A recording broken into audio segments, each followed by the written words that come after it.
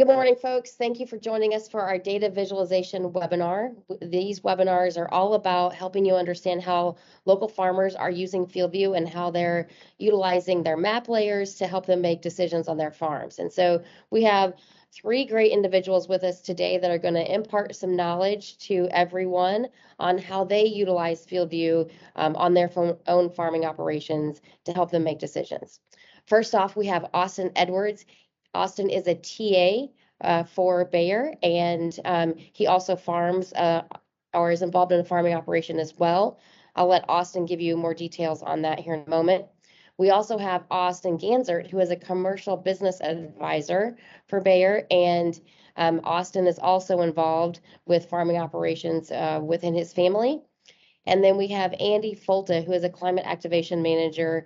And all of these folks come to us from the great state of Illinois. And we will get started here right away with them giving us information on FieldView. But before we get started, and as I switch over, Austin, I'm going to stop sharing and let you go ahead and share your screen. But folks, we are pivoting quickly with our webinar platform due to a system issue.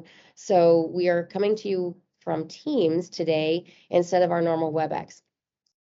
If you have questions, we hope that you ask them to our panelists this morning. You can do so in the chat or in the Q&A. I will be keeping an eye on both of those, and I will pose those questions to our panelists as they get started.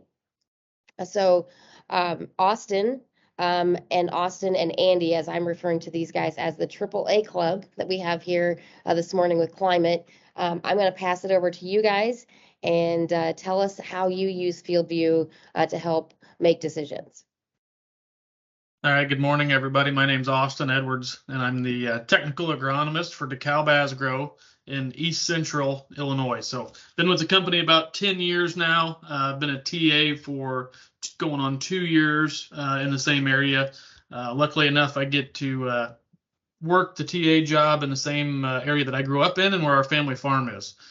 So we've had a 6th generation family farm operation there in just north of Champaign area that I get to be a little bit of a part of. So I wanted to kind of go through on how I use climate, how I use some of our scouting maps and vegetation maps layered to help make some decisions on our farm. And then I also in my role as a TA. So one of the first things that I want to kind of go through here is this field that's right in front of us. I get a lot of questions on, hey, how do we use this FieldHealth Imagery? What's it good for? Why do I need it? More than just for, hey, it's got pretty colors on it and I know where my bad spots are, right? So one of the big things that I try and use our FieldHealth Imagery for is number one would be scouting, but number two for us is trying to make some decisions on grain merchandising. You start to think about how I can try and get ahead of the game a little bit and know what kind of crop I have. I talk with growers all the time that say, well, I don't know how much corn I'm going to have. I have no idea what the field's going to make. I just don't know. We've got a pretty good way here to start to make some of those decisions a little bit earlier. So what I've been doing in the past couple years here is you start to go back and look at your FieldHealth imageries that come in somewhere around August 15th to August 25th. And if you start to look at those images, you can correlate those images directly with a yield map pretty darn quickly. So those would be the dates where they really start to show up and they get really, really, really accurate. So a lot of guys that I work with, I'll tell them, all right, my recommendation would be to start to go look at the dark green areas. And if you look at the bottom right-hand corner, you've got a legend over there of dark green, green, light green, yellow, and red. And you can start to go in that field and say, all right, I've got 31.5% of that farm is in a green color, right? And so if you go out there and you can start to look through the field, you're going to actually have to probably walk out in it and get an idea of what you might have. But you go out there and say, all right, maybe that's 230, 240 bushel corn, right? You go into your lighter green, you got 31% of that. That's probably more like 200 bushel corn. Your yellow, you maybe have 180s, 190s, and your red is maybe 160s, 170s, something along those lines. You can start to make a pretty good map or put a pretty good idea in your head at August 15th time frame what kind of crop you're truly going to have. This isn't a perfect tried and true, absolutely there it is. But it's a way for me to start going, hey, that market price went up in mid-August there, and I know that I'm going to have probably some pretty decent corn. I'm going to go ahead and try and make that sale happen. And I'm a little more confident in what I have. So here's the actual yield data layered right next to the field health image. And as you can see, it's almost dead on with what we've got. So like I said, if you start to go out there and start to find out where those reds are, now you know, hey, those reds are probably somewhere in that sub 200 bushel range. They correlate as purple on the screen. And boom, I can say, all right, I've got 14.2% of that farm at sub 200 bushel. And now I can start to make some decisions that are actionable and some decisions that are going to actually make me money. Right. So that's a really good way that I use some field health images to help from a marketing standpoint on how much grain I'm actually going to have. You can start to correlate some of that stuff back to multiple acres. You can kind of get an idea based on your knowledge of the farm of what that may look like and make some decisions pretty darn quickly. So it's also another way for me too. You can start to think about moistures and things like that. Hey, what my moisture might be later on in the season. As you go on, that moisture could be a little bit wetter, where it's probably darker green, a little bit drier, where it's red, and then you kind of have an idea where that might be, or maybe where you want to start combining at. So again, those are some actionable decisions that you can use when you're using some of your field health images based off of your yield maps. Again, I start to look at them somewhere around August 15th. That's when they really start showing, and my experience has been almost dead on accurate to your yield maps. Any questions on that so far? Hey, Austin. So I know that you're in north central Illinois, I would say, and the yields there tend to be rather good. I know you're talking about as the colors change, you were dropping down your yield expectations. What's a good percentage for those folks that may not be experiencing these yield numbers that you are in Illinois? What do they drop down? What's your guide? Drop them down like 10% each color change, or do you have a good gauge on that? Yeah, I mean it really depends on the farm. Because red could, if you start to look at the biomass over here on the far right side, high biomass and low biomass, there's only 5 different colors that we can attribute. So you may have some areas where red is 0, right? Where you didn't get any crop to even grow because it was a wet hole, for example, and that's still going to be red. So some knowledge of the farm has to be used to understand kind of what you have. In this scenario here, you're probably looking at 200 bushel corn in the red biomass and over 240 bushel corn in the dark green or green biomass, right? So that's kind of what you're having to look at. But again, that can really vary based on the farm. So you got to know if that. I know in that bottom right-hand corner, it's 0 because I didn't plant a crop there. So you need to know that going into it. So it's not just totally intuitive and one-to-one, but you can make some pretty darn good assumptions based off of your knowledge of the field. And I'm assuming, Austin, that you also did just some analyzing of previous years Yep. to get your knowledge base down on what to expect for future years of comparison of field health imagery, and then, of course, a month or two down the road on your yield map. Exactly. Yeah. I can go back and I know some of these fields just with past history of them, or I farmed them for a long time and I know kind of what's going on there, or I've got a pretty darn good idea. But my questions always are, how much of that green area, that's that, the second green color at 31.5%, how much of that do I truly have in the field, and how much of that's probably going to be making in the, is that green color 230 to 240, or is it 250 to 260? Because now I can start making some actionable decisions based on that from a grain marketing perspective. Yep. helps with scouting as well, kind of places where to go and what to look at. But for me, where I can make some good money is on grain marketing, using this as a grain marketing tool. Austin, does this fit better for corn than it does for beans, or can you use it for both? You can definitely use it for both. Yeah, absolutely. But my challenge is, as with most, I would say beans are pretty hard to judge. I have a hard time going out and saying, yeah, that's going to be 60, 70, 80 bushel beans. That's tough for me to do. I'm not very good at that. Maybe other other folks are, but I struggle with that a little bit. But yeah, here's a nice example of another field that we have that is a bean field there. And so this is a yield map here, and I think he's going to go over and overlay the imagery.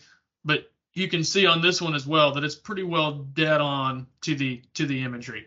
It gets almost exact when you start to look at that mid to late August time frame to what the yields are actually truly going to be. So you've got the for us, that's a little bit of a wet hole that he's highlighting there. There's some water that runs down through from the north.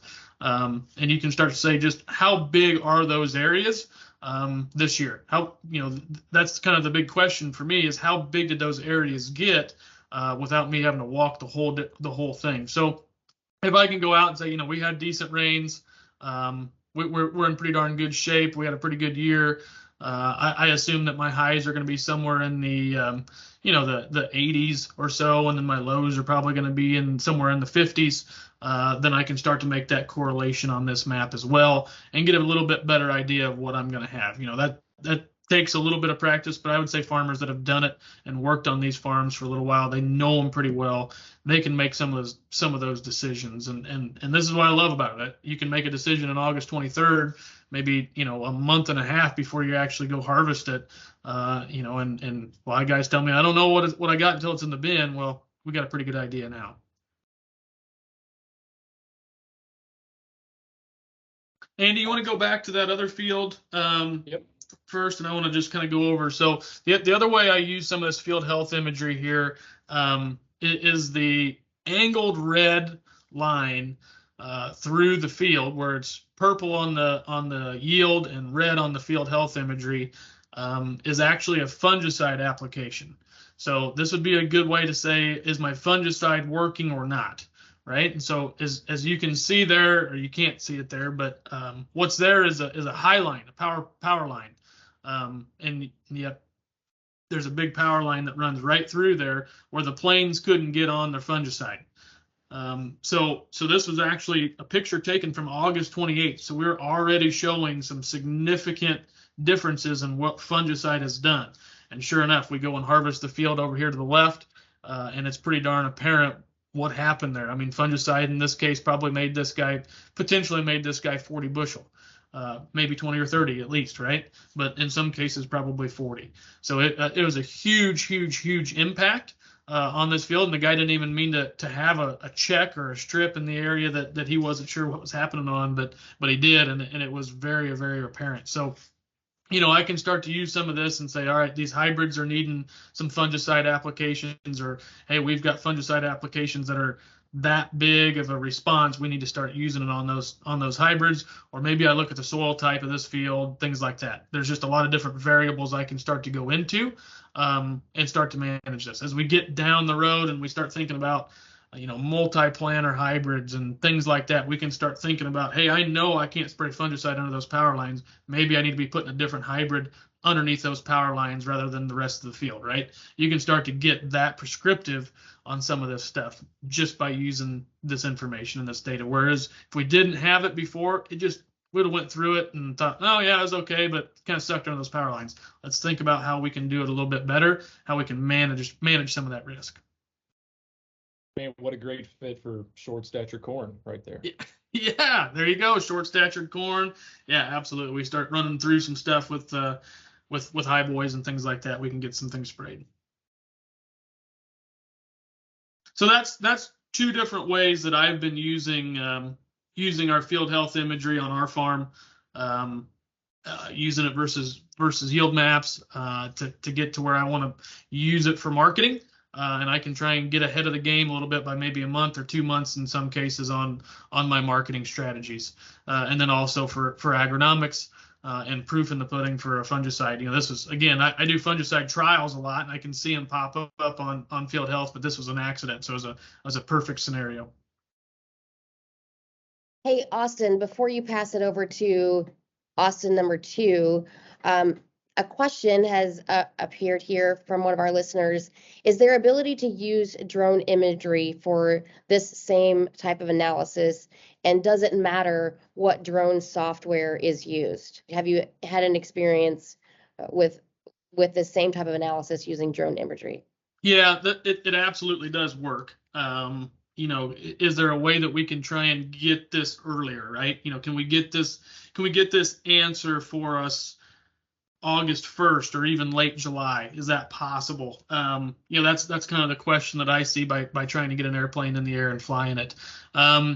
We've been using multiple different drone companies. I'm not good enough to talk on them yet. I would say it absolutely does work, and it works in a very similar fashion to this, and that's exactly how I would use it. It would probably be even more accurate. So I think it'd be a great way to go about it, but I don't have a good enough ability or understanding of all the different softwares to get into those. I've used a couple different ones, but I don't want to talk about them just because I don't know the rest of them that are out there. Good question. Yeah, indeed. I would throw in there, I know Centera we have great compatibility with, being able to bring in maps. And like Austin said, it would be, probably even more accurate and more timely, because you look through the dates that we're getting, and, our satellites are above the clouds and the drones can go under them. So you can time out when you want to do your scouting, and you can choose, actually, I want to scout this on August 15th, which we didn't get a valid image within that time range. You can go in and pick out specifically when you want to get your images with a drone. So yeah, great option. And the drones can start, they're starting to pick out diseases on plants and things like that. So, we might be, in this example is a tar spot example where we didn't spray the fungicide. Drones could fly under there and probably see that pretty quickly. You might be able to use some drones. The way I think about some of that is, hey, is there an area in the field that's got bad tar spot, right? And the drones are flying it, and we want to maybe variable rate our fungicide and only spray this area, not this area, early. When we start to use short corn and things like that, where we can put a machine in through there and start to VRT fungicide, that's where I see these drones and things really, really, really taking off. Great question. Good question. And yeah, absolutely. And I appreciate you guys' answers. That's really great guidance. Austin G, we're going to turn things over to you. And if you want to go ahead and get your screen ready and unmute yourself, we will let you kick us off with some more insight. Yeah, good morning, everyone. My name is Austin Ganzert, Customer Business Advisor for DEKALB and Asgrow here in East Central Illinois.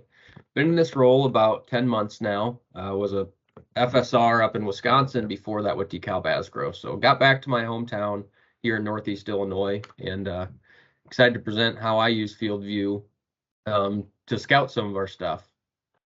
With FieldView, there's a lot of great ways to use FieldView. Something I use all season long is that FieldHealth Imagery. So there's a lot of good ways to use it all throughout the season. Right after planting, you can really start using it. So something I really like using it for is pre-plant scouting or post-plant scouting. This year, we had a lot of early planted corn that might need replanted due to some crusting here in Illinois, or just some things that didn't come out of the ground well for other reasons. I like to get onto our Climate FieldView and look at our field health imagery early. As you can see, I'm going to move this here. As you can see, this is a March 21st scouting map. We've got two different hybrids here. So here in the map is the split. Based on this was planted May 11th. So that would not be even good. Here's one.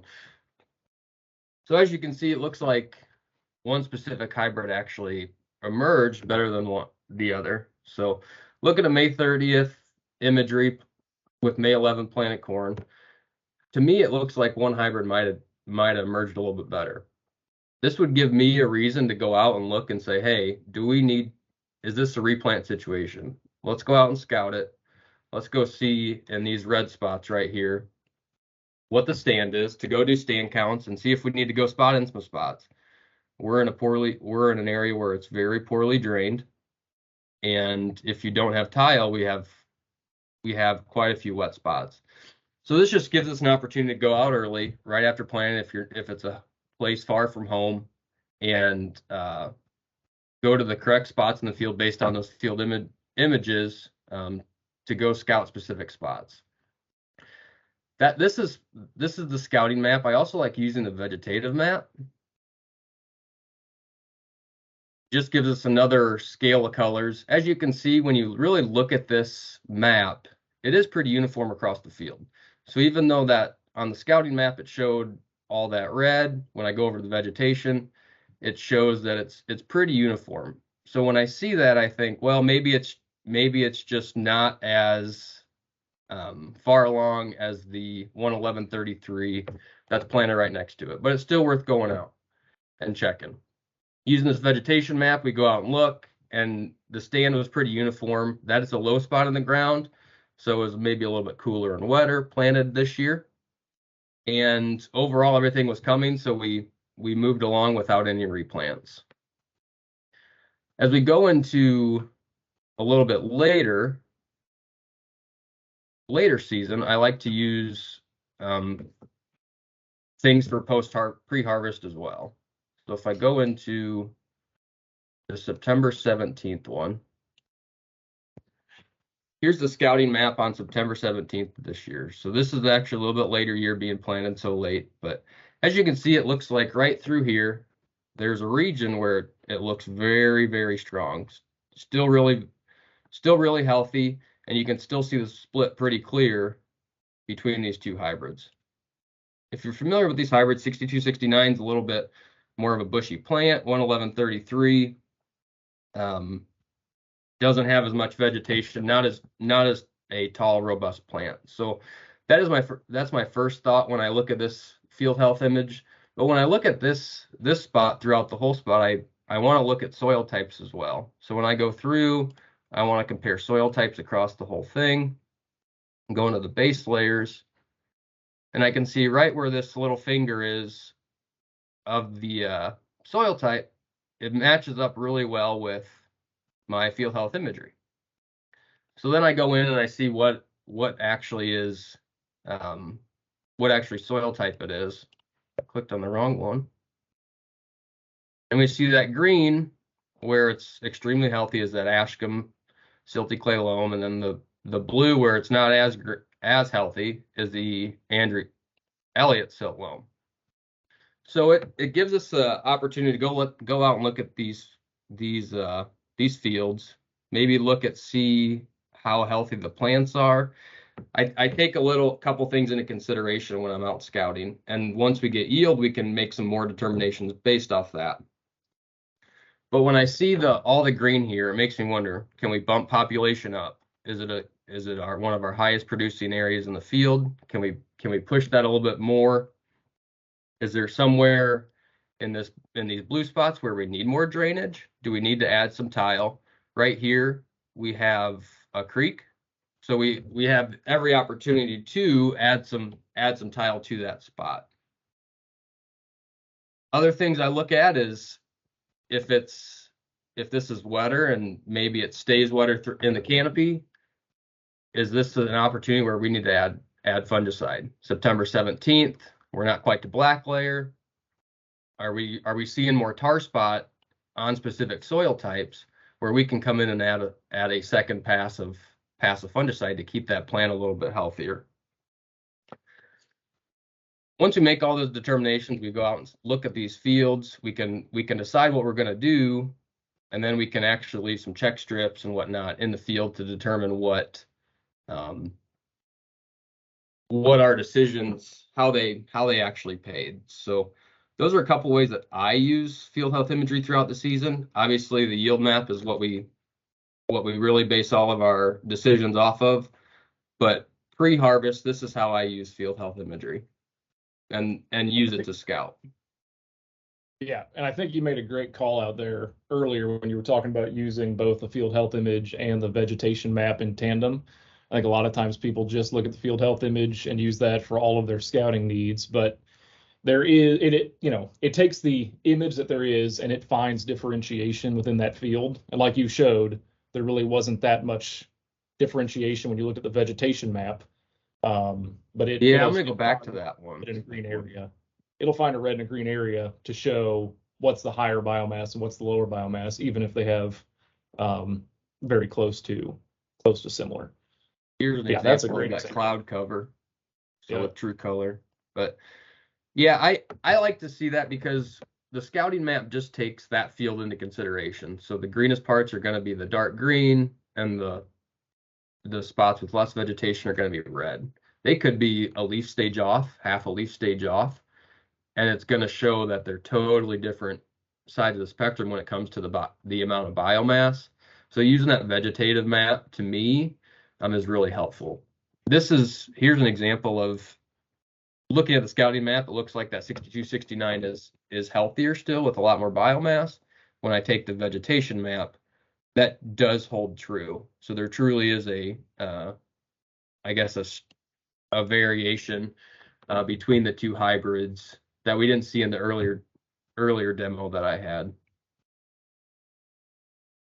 But I think a lot of times with the scouting maps, you can look at a field and you go to the red spots, and without looking at the vegetation map, you might expect to see a lot of differences.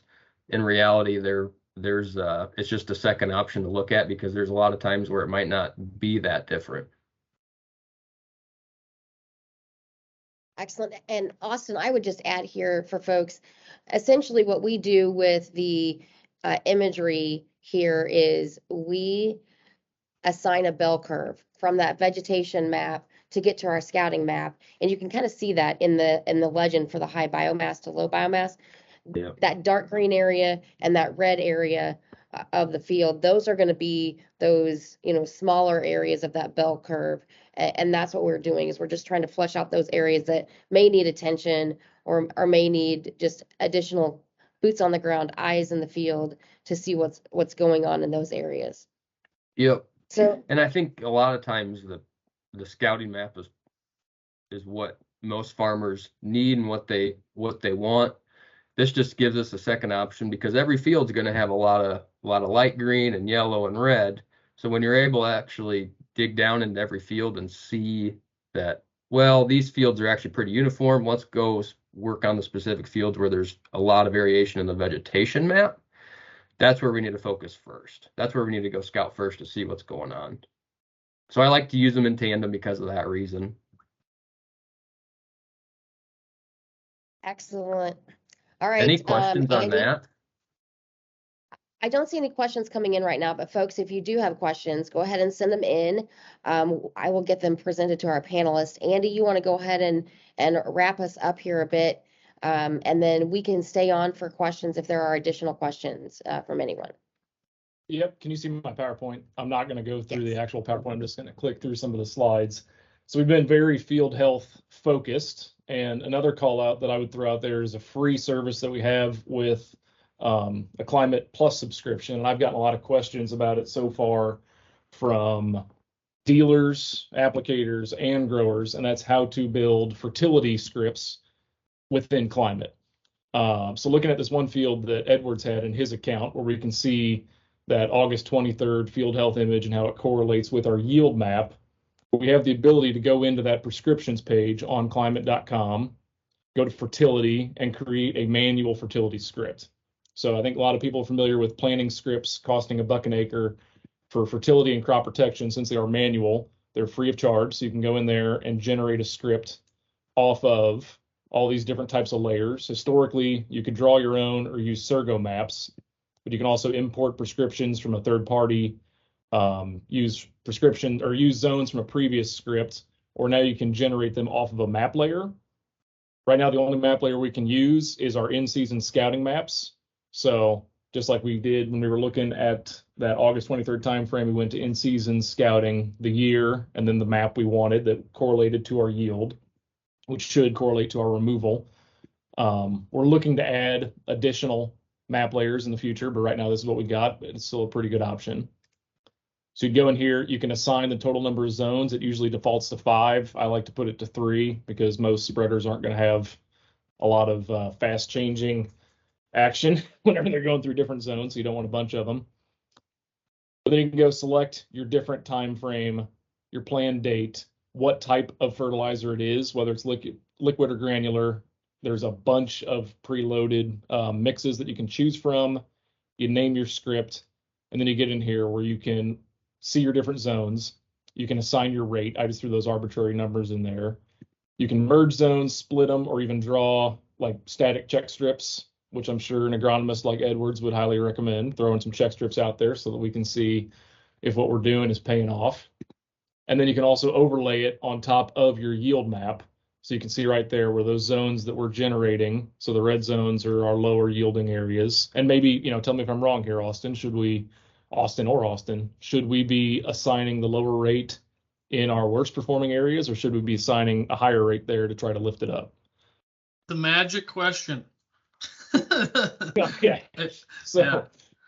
That's why you throw your check strips out there, I guess, so we can see. Once you generate that script off of that field health image, you save it, you can export it in a bunch of different formats to throw it in a monitor, or if you use Deer, you can export it straight to Ops Center and then assign it to the machine in the Files tab on Ops Center, and then get out there and start spreading. Or you can throw it on thumb drive and give it to your custom guy, however you want to do it. But a lot of different options for using field health imagery, which a lot of people don't think about, but great options out there, from scouting to building recommendations, or even doing some grain marketing.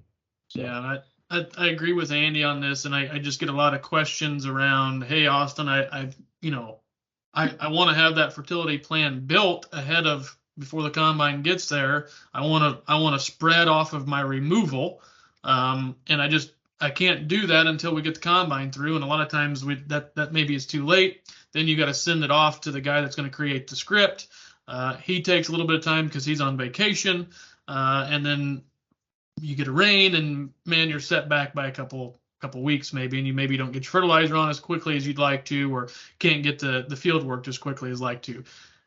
That's where I use this. I trust these field health images enough to get me really, really, really close on my spreads. And if I'm going to spread off of my removal, like I plan to do, that's exactly how you want to do it, is just off these images, and you can have that stuff to your guy late August instead of early October or mid-October, and he is going to be really, really, really, really happy. And if you're doing it yourself, I think this is just a fine way to do it as well if you wanted to write it in there. I do a lot of variable rate nitrogen scripting as well, and I base a lot of those off of field health images.